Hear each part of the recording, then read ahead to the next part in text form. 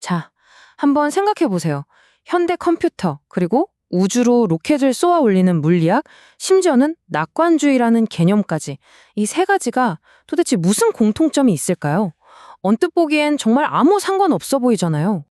여기 화면을 보시면 왼쪽엔 0과 1이 쉴 새 없이 흐르는 디지털 회로가 있고 오른쪽엔 보기만 해도 머리가 아파오는 복잡한 미적분 방정식이 있네요. 이 전혀 다른 두 세계를 이어주는 고리가 대체 뭘까요? 네, 정답은 바로 이 사람입니다. 17세기의 천재, 고트프리트 비르헬렘 라이프니츠. 사실 그의 아이디어는요, 우리가 의식하지 못하는 사이에 우리 일상 곳곳에 아주 깊숙이 스며들어 있습니다. 자, 그래서 오늘은 이 현대 세계의 설계자라고도 불리는 인물, 라이프니츠의 놀라운 세계로 한번 들어가 보려고 합니다. 우선 그의 가장 큰 업적 중 하나죠. 바로 미적분학 이야기부터 시작해 볼게요. 근데 이게 단순히 어려운 수학 문제 풀려고 만든 게 아니에요. 세상을 하나의 통일된 체계로 이해하려는 라이프니츠의 아주 거대한 비전의 첫걸음이었거든요. 라이프니츠는 정말 원대한 꿈을 꿨어요. 뭐냐면 인간의 모든 생각을 기호와 공식으로 표현할 수 있는 그런 보편적인 이성의 언어를 만들고 싶어 했죠. 바로 이 꿈이 그의 모든 연구를 꿰뚫는 핵심 아이디어라고 할 수 있습니다. 여러분도 수학 시간에 보셨을 거예요. dy by dx나 이 적분기호 f 같은 거요. 라이프니츠가 만든 이 우아하고 직관적인 기호들 덕분에 우리는 변화라는 현상을 아주 명확하게 기술할 수 있게 됐습니다. 말 그대로 전 세계 과학의 공용어가 된 거죠. 물론 미적분하면 뉴턴과의 그 유명한 원조 논쟁을 빼놓을 수 없죠.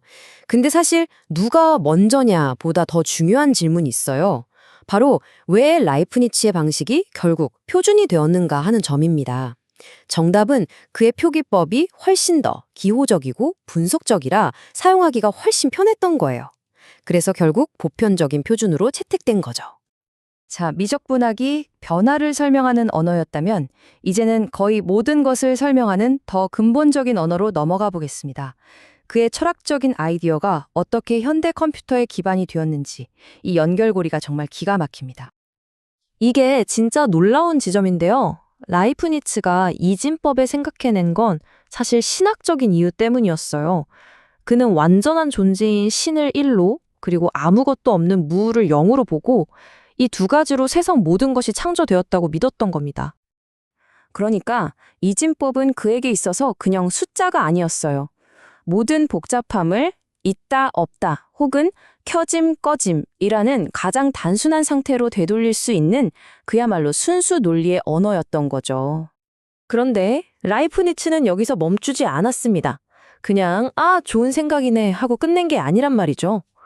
그는 이 추상적인 아이디어를 직접 손에 잡히는 현실로 만들어냈습니다. 바로 이겁니다. 1685년에 특허를 받은 계단식 계산기. 이게 왜 대단하냐면요. 덧셈, 뺄셈은 물론이고 곱셈과 나눗셈까지 그러니까 사칙 연산을 모두 수행할 수 있었던 최초의 기계식 계산기였기 때문이에요. 현대 컴퓨터의 정말 머나먼 조상님 격이죠. 자, 지금까지는 수학이랑 기계 얘기를 했는데요. 이제부터는 그의 생각의 가장 깊은 곳, 가장 추상적인 세계로 들어가 볼 겁니다. 라이프니츠는 이런 보편적인 시스템을 찾으려는 시도를 놀랍게도 현실, 우주 그 자체에 적용하려고 했거든요. 그의 철학의 정수가 바로 이 모나드론이라는 개념인데요. 조금 어려울 수 있지만 한번 들어보세요. 우주가 셀 수 없이 많은 독립적인 모나드라는 것들로 이루어져 있다고 보는 거예요. 이 모나드들은 서로 소통하거나 영향을 주지 않아요. 각자 자기만의 프로그램을 따라서 움직이는 거죠.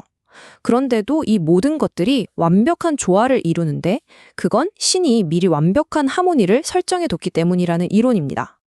좀 더 쉽게 비유하자면 현실은 마치 수많은 연주자들이 각자 자기 악보만 보고 연주하는 거대한 오케스트라 같은 거예요. 서로를 보지도 듣지도 않지만 신이라는 위대한 지휘자의 완벽한 계획 덕분에 결국에는 하나의 장엄하고 아름다운 교향곡이 완성되는 거죠. 그리고 바로 이 생각에서 그의 가장 유명하면서도 가장 많은 비판을 받은 주장이 나옵니다. 바로 이 세계에는 가능한 모든 세계 중에서 최선의 세계라는 말이죠.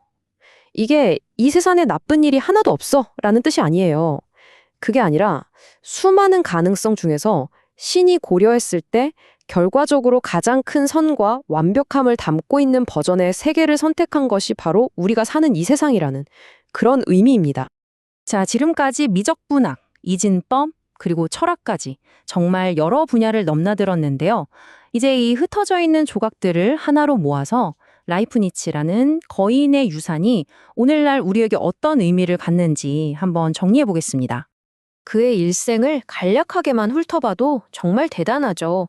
1675년에 미적분 표기법을 개발하고 1685년엔 계산기 특허를 내고 그 와중에도 신정론이나 모나드론 같은 깊이 있는 철학 서적들을 집필했습니다. 정말 평생을 탐구하며 살았던 거죠. 철학계에 미친 영향은 뭐 말할 것도 없습니다.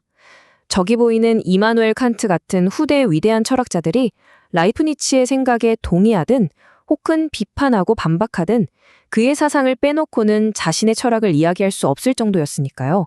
그야말로 거인의 어깨 위에 올라선 거죠. 기술 쪽도 마찬가지입니다. 그가 만든 저 오래된 기계식 계산기와 0과 1의 논리가 없었다면 지금 이 순간에도 수많은 프로그래머들이 만들어가고 있는 이 디지털 세상은 아예 시작도 못했을지 모릅니다. 정말 직접적인 연결고리가 있는 거죠. 그리고 당연히 그가 완성한 미적분학이라는 보편적인 언어. 이건 오늘날에도 전 세계의 과학자와 엔지니어들이 우주의 비밀을 풀고 새로운 기술을 만들어내는데 매일같이 사용하는 가장 강력한 도구 중 하나로 남아 있습니다. 자, 정리해 볼까요? 라이프니츠의 위대함은 바로 이것입니다. 그는 과학을 위한 언어, 즉 미적분학을 만들었고요. 기계를 위한 언어, 이진법을 만들었죠. 그리고 마지막으로 우주 전체를 이해하기 위한 논리적인 지도, 바로 철학을 제시했습니다. 이 모든 게 결국 세상을 하나의 통일된 시스템으로 파악하려는 거대한 시도였던 겁니다. 이렇게 한 사람의 업적이라고는 믿기 힘든 여정을 따라와 보니 마지막으로 이런 질문을 던지게 되네요.